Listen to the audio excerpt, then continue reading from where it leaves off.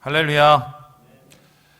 요즘 제가 주의 깊게 보는 책이나 영상 혹은 정보가 대부분 이 코로나 이후의 세계, 그러니까 포스트 코로나에 관한 것인데요. 그 중에서 더 주의 깊게 보는 것이 교회에 대한 전망들, 앞으로 교회는 어떻게 될 것인가, 뭐 이런 책들을 더욱 집중해서 보게 됩니다. 그런데 대다수 학자들의 공통된 의견이 뭐냐? 교회는 큰 위기를 맞이했고 더 큰 위기가 올 것이다 입니다.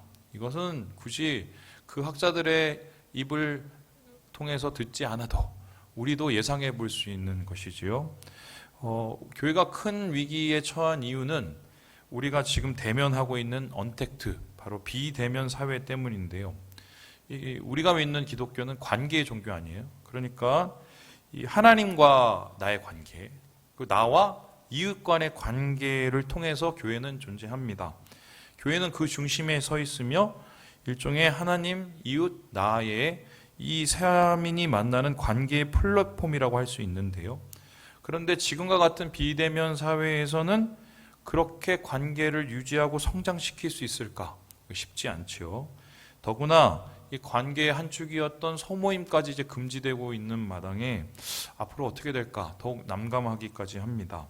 그래서 적잖은 학자들은 말을 하기를 교회가 앞으로 최소한 1년 이상의 영적 침체기, 공백기를 겪어야 한다고 말을 합니다. 실제로 교회에서 관계를 위해서 진행해오던 이 전통적인 방식들이 다 마비가 되어 있죠. 그래서 이분들은 이러한 영적 공백기를 잘 보내기 위해서 어떻게든 다른 루트로 관계를 맺는 것을 찾아야 된다고 합니다. 근데 여기서 다른 루트, 가능한 다른 루트가 뭘까 했었을 때 그분들이 두 가지를 얘기하는데 한 가지는 전화요, 한 가지는 인터넷입니다. 전화하고 인터넷이 같이 만나면 뭐가 돼요? 스마트폰이 되지요. 그래서 대면 신방이 안 되니까 얼굴을 못 보니까 비대면으로 전화로 상담을 해라 이렇게 얘기를 하고요. 그리고 제자 훈련이나 양육을 할 수가 없으니까 요즘에 줌이나 구글 미트 같은 프로그램들이 있는데 이런 프로그램을 통해서 온라인을 통해서 만나라고 권유를 합니다. 실제적으로 이 줌을 통해서 지금 화상교육하고 있는 단체들이 많은데 저도 이 부분을 우리 교회에 도입해야 되는지 심각하게 고민을 하고 있고요. 하반기에 한번 시도를 해볼 생각입니다. 그런데 분명히 한계가 있는 게 아무래도 실버분들이 접근하기가 힘들고요. 그리고 이 줌이라는 프로그램을 써보신 분은 알지만 좀 답답해요. 그래서 이 대면 모임을 대체하기에는 불편함이 많다고 하겠습니다. 하지만 결국 실컨 조건 교회는 앞으로 더 타격을 받을 것이 분명한데 이미 작은 교회를 중심으로 문 닫은 교회들이 늘어나고 있습니다. 전혀 예상치 못했던 상황이고 그래서 대비하지 못했던 위기인 것이죠. 그래서 제 개인적인 심정을 솔직히 말씀드리자면 참 마음이 어렵습니다. 왜 마음이 어렵냐? 상황이 어려운 거는 극복할 수 있으니까 뭐 그건 큰 게 아닌데요. 앞이 어떻게 될지 모르니까 그래서 길이 잘 안 보이니까 마음이 좀 어려워요. 더구나 제가 알기로는 상반기에 지금 직업을 잃으신 분들이 거의 100만이 넘는다고 알고 있는데 이 영향들이 우리 성도들의 삶 가운데 미치고 있지요. 그러니까 성도의 삶들이 어려워지니까 함께하는 저는 마음이 더 어려워질 수밖에 없는 것입니다. 어쩌면은 지금 이 상황의 모든 흐름들을 살펴보면 저는 그런 생각이 들었는데요. 인정할 때가 되지 않았는가? 무엇을 인정하는가? 교회가 진 거예요. 교회가 진 거예요. 코로나19에 졌을 뿐만 아니라 교회는 세상에 졌습니다. 지난 2000년간의 교회의 역사를 보면 핍박과 박해 속에서도 교회는 오히려 강해졌고요. 복음의 능력은 전혀 흔들리지 않았습니다. 그래서 어둠 속에서 빛이 되어 세상의 소망을 열었던 것이 우리 교회들이었어요. 바로 주님이 다스리는 교회였기 때문입니다. 하지만 역사 속에서는 또한 교회가 힘을 잃고 패배했을 때가 있었는데요. 그때가 언제였냐? 중세시대였어요. 이때는 대단한 건축물, 대단한 교회 조직이 있었지만 그럼에도 불구하고 졌습니다. 세상이 이겼어요. 그 이유는 단순한데요. 교회가 교회답지 않으니까 패배를 하는 거죠. 그래서 이러한 패배는 사실 하나님의 원래 교회됨을 잃어버렸기 때문인데 이스라엘 역사에도 동일한 역사가 이미 재현됐고 또 예고된 바가 있습니다. 바로 이사야서에 보면 나타나 있는데요. 우리 이사야서 6장 말씀을 같이 한번 읽어보겠습니다. 시작. 그때에 내가 말하되 화로다 나여 망하게 되었도다. 나는 입술이 부정한 사람이요 나는 입술이 부정한 백성 중에 거주하면서 만군의 여호와이신 왕을 배웠음이로다 하였더라. 이사야가 하나님의 보좌를 봤는데요. 보좌를 보고 나서 제일 먼저 말한 게 뭐냐면 패배였어요. 패배. 망하게 되었다. 왜 그는 망하게 되었다고 얘기하는가? 나도 망하지만 우리 공동체도 망한다. 그 이유는 하나님의 나라를 보고 충격을 받았기 때문인데요. 그는 생각을 했어요. 유대, 하나님의 선택받은 백성, 하나님이 세우신 나라. 이게 이들한테는 자부심이었거든요. 근데 정작 하나님이 계신 하나님의 나라, 하나님의 보좌를 보니까 저거하고 우리하고 너무 다른 거예요. 그래서 하나님의 이 나라의 거룩함과 우리의 부정함이 너무 차이가 난 나머지 이제는 우리는 하나님과 관계도 없고 하나님이 심판을 받을 수밖에 없는 백성이라는 것을 깨닫게 된 거죠. 이사야의 고백은 우리의 고백과 맞닿아 있는데 우리는 지금 망하게 되었습니다. 이대로의 교회는 패배할 수밖에 없습니다. 교회가 교회답지 못하고 교회가 하나님의 교회가 아니니까 이렇게 된 건데요. 그래서 세상을 변화시키기는커녕 세상으로부터 변화를 강요당하는 교회가 된 것이 오늘의 현실입니다. 그럼 질문하죠. 어떻게 해야 될까요? 세상은 빨리 변하고 교회의 세락은 분명해지는데 참 당황스러운 이 상황, 분별력과 통찰력이 필요할 때가 아니겠습니까? 시대를 분별하는 눈이 필요하고 우리의 마음과 중심을 돌아보는 성찰이 필요한 시대인데요. 이러한 마음 가운데 오늘 말씀을 제가 묵상하면서 여러분과 이것을 나눠야 되겠다고 생각을 했습니다. 왜냐하면 본문에는 이스라엘의 당황스러운 패배와 그리고 이것을 이겨내는 이스라엘의 승리가 나타나 있기 때문인데요. 여리고성에서 큰 승리를 거둔 이스라엘은 이후에 북쪽으로 20km 떨어진 아이성을 공격을 합니다. 우리가 이미 이겼는데 거기 이기는 것 당연하다고 생각을 했는데 완전히 졌어요. 완전히 당황스러운 패배를 당합니다. 이 패배를 당한 후에 이스라엘은 하나님 앞에 이렇게 부르짖는데요. 우리 함께 7절의 말씀을 같이 한번 읽어보겠습니다. 시작. 이르되 슬프도소이다. 주 여호와여 어찌하여 이 백성을 인도하여 요단을 건너게 하시고 우리를 아모리 사람의 손에 넘겨 멸망시키려 하셨나이까. 우리가 요단 저쪽을 만족하게 여겨 거주하였다면 좋을 뻔하였나이다. 이 패배가 매우 충격적이었던 거죠. 왜냐하면 여리고성에 비해서 아이성은 매우 작고 허술했기 때문인데요. 뿐만 아니라 이 패배 가운데 더 뼈아팠던 게 뭐냐면은 그들이 지금 처한 위치 때문에 그렇습니다. 이 사람은 지금 가나안의 한복판에 있습니다. 아무리 60만의 군사를 가지고 있다 하더라도 긴장할 수밖에 없는 게 가나안 땅에는 아무도 도와줄 사람이 없었고 모두 적군이었어요. 그 적들은 이스라엘을 향해서 칼날을 세우고 어떻게든 약점을 찾아서 무너뜨리려고 노력하고 있었습니다. 이런 긴장과 대치 상황 속에서 아이성에서의 패배는 8절에 나온 여호수아의 이야기처럼 원수들에게 등을 보인 것과 마찬가지였습니다. 36명 정도가 전사한 패배가 뭐 그렇게 대수냐 할 수 있겠지만 여기서 지면 앞으로 질 것이 너무 당연하게 느껴졌던 거죠. 적군의 사기는 오르고 아군의 사기는 내려앉으면 이미 싸우기 전부터 지는 싸움을 하게 되는 게 아닌가라고 생각하는 것입니다. 그래서 여호수아를 비롯한 이스라엘의 장로들은 하나님 앞에 엎드리게 됩니다. 옷을 찢고 티끌을 뿌리고 지난 패배보다 앞으로의 패배가 더 두려웠기 때문인데 이때 하나님께서는 이 부르짖음을 들으시고 응답하셨습니다. 그런데 이 응답이 전혀 예상치 못한 응답이었어요. 우리 함께 11절의 말씀을 같이 한번 읽어보겠습니다. 시작. 이스라엘이 범죄하여 내가 그들에게 명령한 나의 언약을 어겼으며 또한 그들이 온전히 바친 물건을 가져가고 도둑질하며 속이고 그것을 그들의 물건들 가운데 두었느니라. 야, 니네는 전투에서 패배한 게 아니라 거룩에서 순종에서 패배했다고 이야기를 했어요. 그들 속에 죄가 있기 때문에 이미 진싸움을 하게 된 것이라는 것입니다. 하나님께서 명령하신 것을 어겼기 때문에 질 수밖에 없었는데요. 여기서 하나님께서 명령하신 것은 바로 헤렘이라는 진멸의 전쟁을 뜻해요. 하나님께서는 친히 싸우시는 여호와의 전쟁을 할 때 꼭 요구하시는 게 있어요. 다 진멸하라는 겁니다. 그런데 이 진멸의 이유는 뭐냐면요, 두 가지인데요. 죄의 뿌리를 걷어내시기 위해서 진멸을 말씀하시고요.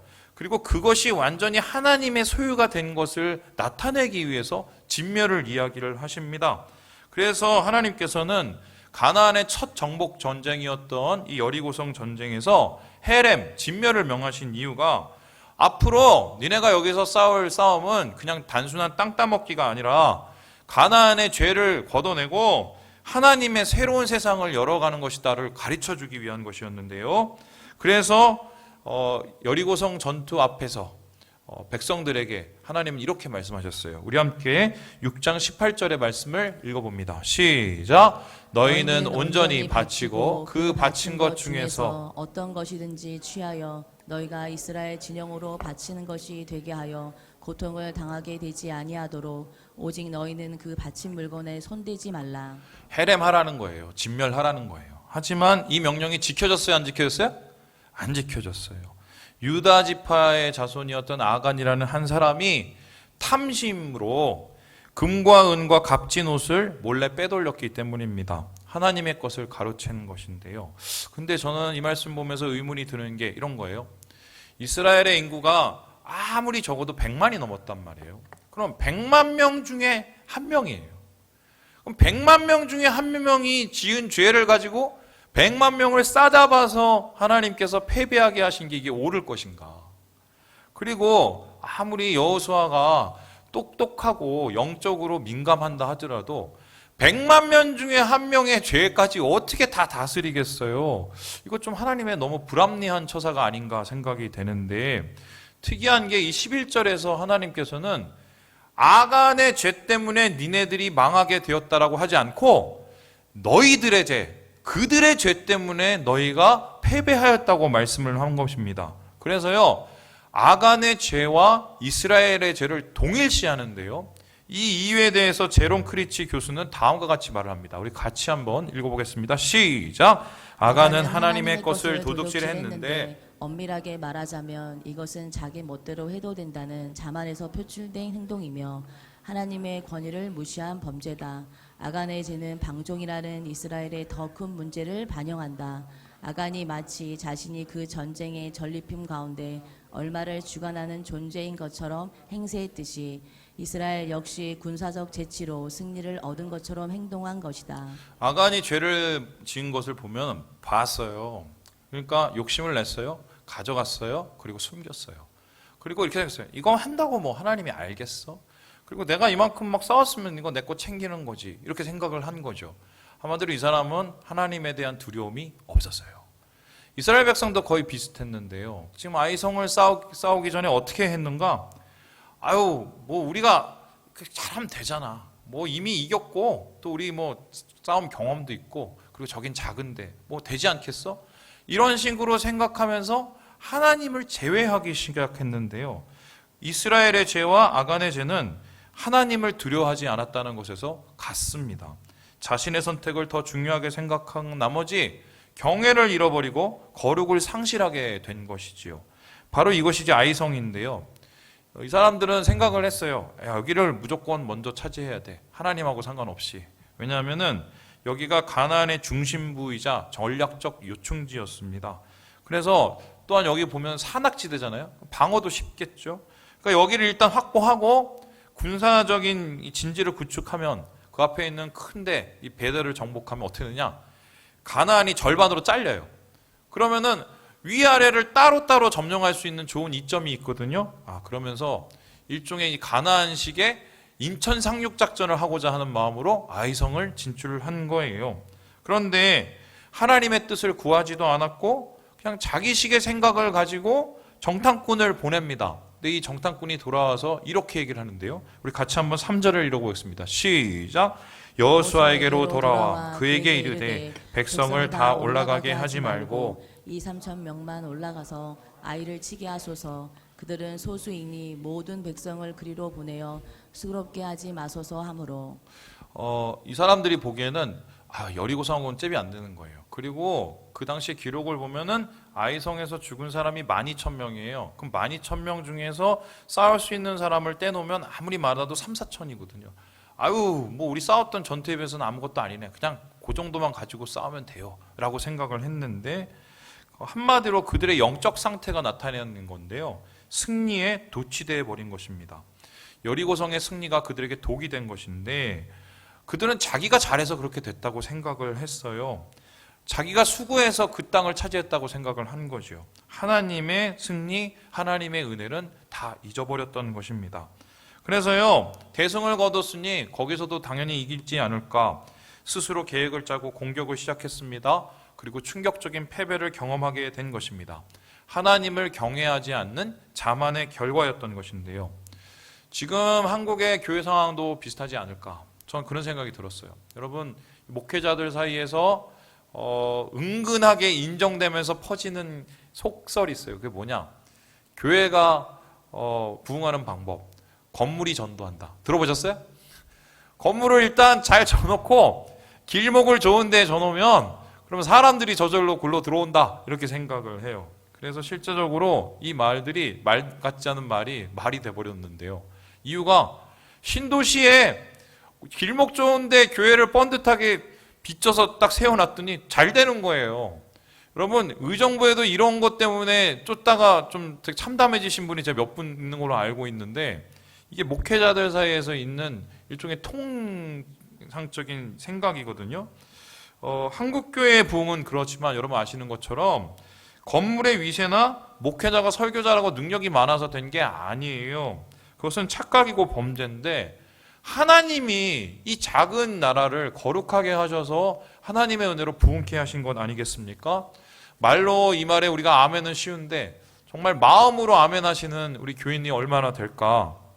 은혜를 잃어버린 자는 자만해집니다. 자만한 자는 자기가 왕이 됩니다. 자기가 왕이 되면 마음대로 죄 짓습니다. 죄 지면 거룩을 잃어버립니다. 세상과 똑같아집니다. 하나님을 더 이상 두려워하지 않기 때문입니다. 하나님을 두려워하지 않는 교인, 하나님을 인정하지 않는 교회, 결국 쇠락하게 마련인데요. 이사야의 고백처럼 망하게 되는 것입니다. 하나님과 전혀 상관없는 나라, 전혀 상관없는 길을 가기 때문입니다. 그래서요, 하나님께서는 이렇게 모든 것이 망가져 있는 이스라엘을 향해서 무엇을 말씀하시냐? 니네가 거룩을 회복하지 않으면 도대체 너희는 다시 살 길이 없다고 말씀을 하십니다. 왜냐하면 거룩은 이스라엘의 존재 이유이기 때문이에요. 우리 함께 레위기 20장 말씀을 같이 한번 읽어보겠습니다. 시작. 너희는 나에게 거룩할지어다. 이는 나 여호와가 거룩하고 내가 또 너희를 나의 손으로 삼으려고 너희를 만민 중에서 구별하였음이니라. 여러분, 거룩이 무엇입니까? 성경은 거룩을 하나님이라고 얘기합니다. 그래서 거룩의 다른 말은 다름이에요. 다름. 하나님과 인간을 비교할 수 없잖아요. 하나님 너무 다르시죠. 우리는 연약한데 하나님은 강하시고, 우리는 부족하지만 하나님은 완전하시고, 우리는 부정하지만 하나님은 온전하시고 죄가 없으십니다. 그래서 우리는 하나님을 바라볼 때 와, 우리하고 너무 다르네? 이거를 거룩하다고 합니다. 그런데 그 거룩이 우리에게 적용되면 뭐냐? 구별이 돼요. 다르신 하나님이 우리를 구별하실 때 세상과 달라집니다. 그래서 세상 사람들이 우리를 바라보면서 뭐라고 그러냐? 저게 거룩하네? 이렇게 얘기를 해요. 그래서 거룩이라는 것은 이스라엘의 존재 이유이며 바로 교회의 존재 양식인데 세상과 다른 그 무엇들이에요. 그러면 교회가 세상과 다른 이유가 무엇입니까? 여러분 아는 것처럼 하나님의 기준으로 살기 때문에 세상과 다릅니다. 세상은 각자의 처세를 가지고 각자의 가치관을 가지고 자기가 왕이 되어 살아가지만 교회는 하나님의 기준으로 하나님의 다름을 쫓아가기 때문에 거룩하다고 얘기를 하는 거예요. 그래서요, 교회는 거룩해야 사게 되는데 그 거룩을 교회는 점점 잃어버리게 됩니다. 자, 제가 생각을 해봤어요. 왜 교회가 자꾸 거룩을 잃어버릴까? 왜 교회가 다름을 잃어버릴까? 그래서 왜 교회는 이렇게 치욕을 당할까? 고민을 하다가 제가 지난주에 동영상을 하나 봤는데 거기에서 뭔가 이유를 찾았어요. 바로 이 사람이 나왔는데요. 이분이 누구냐면요, 그 이혼 전문 변호사예요. 이혼 전문 변호사. 그러니까 이분의 손을 거치면 아주 쉽게 이혼할 수 있는 거예요. 잘 봐두세요. 근데 이분이 자기가 변호를 해줬던 사람들에 대한 얘기를 쫙 늘어놓는데, 여러분 제가 질문을 해보겠습니다. 사람들이 제일 많이 이혼을 하는 이유가 뭘까요? 뭘 것 같아요? 불륜이에요. 불륜. 그래서 이 불륜이 어떻게 이루어지는가를 봤더니 옆집 아저씨, 그다음에 옆집 부인, 뭐 이건 기본이고요. 그 이분이 얘기하시는데 입이 떡 벌어지는데 형수님, 심지어는 사촌 동생, 한마디로 뭐 이게 뭐 아무것도 안 가려요. 우리가 그게 가능해 하는 일들이 엄청나게 일어나고 있는 거예요. 근데 이분이 자기가 변호하게 되면서 깨닫게 된 게 두 가지가 있대요. 첫 번째 뭐냐면 생각보다 일반적이래요. 그래서 우리 주위에 불륜의 문제를 안고 있는 부부들이 생각보다 많다는 거예요. 이거를 이상하게 생각하는 게 아니라 사람 있는 사회에서 나타나는 현상으로 자기는 받아들인대요. 두 번째 이 사람이 얘기하는 게 뭐냐면 이 불륜을 저지르고 끝까지 가셔서 이혼을 하는 분들의 공통적인 특징이 있대요. 잘못에 대한 감각이 없대요. 그래서 다들 물어보면 다 할 말이 있대요. 아니 좋은 걸 어떻게 하냐고, 난 이거 진짜 진정한 사랑이라고 이렇게 얘기를 해요. 제가 실제적으로 교회 사역자 중에 이 찬양 사역자예요. 굉장히 좀 유명하신 분이 있었었는데 이분이 불륜을 저질렀어요. 근데 찬양 사역자들이 그것 때문에 그분을 인터뷰하고 그랬을 때 그분이 뭐라고 그러셨냐? 아니 우리는 진짜 로맨스라고 이렇게 얘기했어요. 그러니까 이게 뭐야? 소위 말해서 내로 남불이에요. 처음부터는 안 그랬단 말이죠. 근데 하나 넘어서기 시작하고 하나 자기의 중심이 자기의 모든 것이 되어보기 시작하면 어떻게 되느냐? 그때부터는 기준이 무너지는 거예요. 기준이 무너지기 시작하면, 하나의 기준이 무너지면 그 다음 것은 자연스럽게 무너지게 돼 있거든요. 어떻게 보면 지금 한국교회가 그 길을 가는 게 아닌가 싶어요. 예전에는 당연히 지켜야 되는 것들이었어요. 예전에는 교인이 당연히 해야 되는 것들이었어요. 그런데 이런저런 사정에 의해서 그냥 넘어가기 시작합니다. 자기에 있는 로맨스를 얘기하죠. 자기에 있는 이유들을 얘기하죠. 그리고 자기에 있는 판단들을 얘기하죠. 그런데 그것이 하나하나 넘어가다 보면 나중에 어떻게 되냐? 하나님하고 전혀 관계없는 게 돼버린 거예요. 이름만 교인, 이름만 기독교인이 돼버린 거예요. 마치 이사야가 하나님의 보좌를 보고 너무 다른 자신의 모습을 본 것처럼 그런 충격이 우리 가운데 나타나 있는 것이거든요. 그래서 하나님께서는 이렇게 거룩을 잃어버려서 질 수밖에 없는 이스라엘 백성들을 향해서 탈출 방법, 회복의 방법을 말씀하시는데요. 우리 함께 13절의 이야기를 같이 한번 읽어보겠습니다. 시작. 너는 일어나서 백성을 거룩하게 하여 이르기를 너희는 내일을 위하여 스스로 거룩하게 하라. 이스라엘의 하나님 여호와의 말씀에 이스라엘아 너희 가운데 온전히 바친 물건이 있나니 너희가 그 온전히 바친 물건을 너희 가운데에서 제하기까지는 내 원수들 앞에 능히 맞서지 못하리라. 하나님께서 회복하는 방법을 지금 거룩으로 일어서라고 그러는데, 거룩으로 일어서는 방법이 여기 말씀과 두 가지예요. 첫 번째가 뭐냐면 스스로 거룩한 거고요. 그리고 하나님 앞에 바칠 것을 드리는 거예요. 여러분, 이 소리는 무엇입니까? 하나님, 나는 더러워요. 나는 온전치 못해요. 난 죄가 많아요. 그러니까 하나님 나를 깨끗하게 해주세요. 백날 기도해도 깨끗해져요? 안 깨끗해져요? 안 깨끗해져요. 그러면은 그 사람이 깨끗해지고 거룩해지기 위해서는 어떻게 해야 됩니까? 그렇게 안 하면 돼요. 그 자리에서 스스로를 거룩하게 하고 끊어내면 되거든요. 그런데 항상 얘기를 해요. 하나님 어쩔 수 없이 저를 죄를 질 수밖에 없어요. 이런 사람은 변화가 없어요. 스스로 거룩해져야 거룩해지는 거예요. 두 번째는 뭐냐? 바칠 것을 바쳐라. 여기서 바친다는 것은 하나님의 것이고 하나님이 싫어하는 것들이에요. 그것들을 내놓지 않고 하나님 앞에 올려두지 않으면 내 안에서의 거룩해짐은 없고 내 안에서의 승리는 회복되지 않는다고 얘기하거든요. 그래서요, 하나님께서는 여호수아에게 뭐냐면, 야, 너 지금 엎드려 있지 마. 그럴 때가 아니야. 일어나. 그래서 스스로 거룩하게 해. 그리고 스스로 끊어내. 바쳐. 이러고 하나님께서 그를 깨우시고 이스라엘 백성을 다시 일으키시는 것입니다. 상복을 벗어 던지고, 그리고 그의 가지고 있는 슬픔을 벗어 던지고 열심으로 다시 거룩으로 일어서도록, 그래야 다시 살 수 있다고 여호수아에게 이야기하고 있는 거예요. 그러면서 하나님께서는 거룩으로 일어서기를 원하시면서 이스라엘에게 요구하신 것이 있습니다. 우리 함께 26절의 말씀을 같이 한번 읽어봅니다. 시작.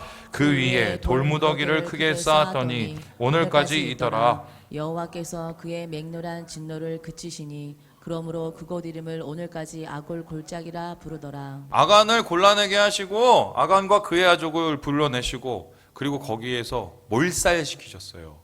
그리고 그 몰살시킨 것을 감추는 게 한 것이 아니라 모든 사람들이 볼 수 있도록 그 돌무더기를 그대로 세워놓으셨어요. 자, 그렇다면은 생각을 해봅니다. 하나님 왜 이렇게 잔인하게 몰살하시고 또 그것을 놔두셨을까 고민을 했었을 때 이런 결론이 되는데요. 정말 주님 안에서 거룩으로 일어서기 위해서는 아골 골짜기를 지나야 돼요. 우리의 죄가 무너지는 것을 보게 되고, 우리의 부끄러움이 끝이 어떻게 되는 것을 보게 되고, 또한 그곳 속에서 우리의 최악의 모습을 하나님 앞에 인정해드리면서 나아갈 때 하나님께서 다시 살게 하시는 회복의 문이 열리게 되는 것입니다. 여러분, 죄가 있는 자리에는 항상 은혜가 머물게 돼 있어요. 죄를 많이 져서 은혜가 있는 게 아니라 그 죄 속에서 자기 자신의 부끄러움을 보고 거기에서 다시 하나님의 은혜를 간구하기 때문인데요. 바로 이스라엘에게 이 아골 골짜기는 하나님의 은혜를 간구하는 곳이자 자기를 인정하고 자기의 한계를 뛰어넘는 곳이 된 것입니다. 그래서 하나님께서는 이후에 호세아 선지자를 통해서 이 아골 골짜기에 어떤 일이 일어날 것을 예고하십니다. 우리 함께 호세아서 2장 말씀을 같이 한번 읽어봅니다. 시작. 거기서 비로소 그의 포도원을 그에게 해주고 아골 골짜기로 소망의 문을 삼아 주리니 그가 거기서 응대하기를 어렸을 때와 애굽 땅에서 올라오던 날과 같이 하리라. 우리는 어쩌면 지금 아골 골짜기 앞에 있어요. 곧 보게 될 거예요.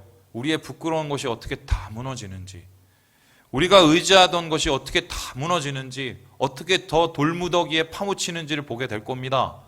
그러고 나서 우리는 거기서 다시 시작해야 돼요. 진짜 붙잡아야 될 것, 진짜 우리가 추구해야 될 것, 진짜 우리가 잡고 나가야 될 것을 다시 잡게 될 때 하나님께서는 호세에게 주셨던 말씀처럼 그곳이 절망의 장소가 아니라 소망의 문이 열리는 장소로 바뀌게 될 거라고 말을 하거든요. 특별히 우리 청년들에게 얘기를 하는데요. 좀 고민을 하셔야 돼요. 고민을. 제가 청년 사역하면서 깜짝깜짝 놀라는 게, 예전에 보면 전 세대 신앙인들이 당연하게 여겼던 것들이 우리 청년들 세대에서는 전혀 당연치 않게 여겨질 때가 많이 있습니다. 예를 들어서 성이라든가 아니면 어떤 가치의 문제가 더욱더 그런데 왜 그럴까 생각을 해봤거든요. 제가 그 청년들을 지난교에서 한 명 한 명 만나서 얘기해 본 결과, 결론은 뭐냐? 아버지 어머니들이 그렇게 말은 한대요. 거룩한 얘기를 한대요. 근데 실상의 삶 속에는 조금의 틈새들이 보이는 거예요. 그러면은 아이들은 그걸 보고 자랍니다. 그 틈새 속에서 아이들은 뭔가 죄의 가능성을 얻어요. 그리고 그렇게 해요. 그런데 하나님은 똑같은 사람을 쓰시는 게 아니라 하나님 안에서 다른 사람을 쓰세요. 다른 길로 가고 아골 골짜기를 넘어서 하나님 안에서 거룩의 길로 승리하는 사람을 주님은 세우시거든요. 우리 사랑하는 형제 자매 여러분, 주님 안에서 거룩으로 일어서길 주님의 이름으로 축원합니다. 우리가 이 상황 속에서 다시 일어나야 될 것은 아무리 비대면의 사회를 대면으로 만들다 한들 한국교회가 다시 살겠는가? 거룩을 회복해야 산다. 달라져야 산다. 교회가 교회다워야 산다. 교인이 교인다워야 산다. 여러분, 이것을 잊지 마시고 주의 거룩을 회복하시고 하나님의 교회를 세우시고 주의 승리를 거두시는 우리 모든 형제 자매들 되시길 주님의 이름으로 축원합니다. 기도하겠습니다.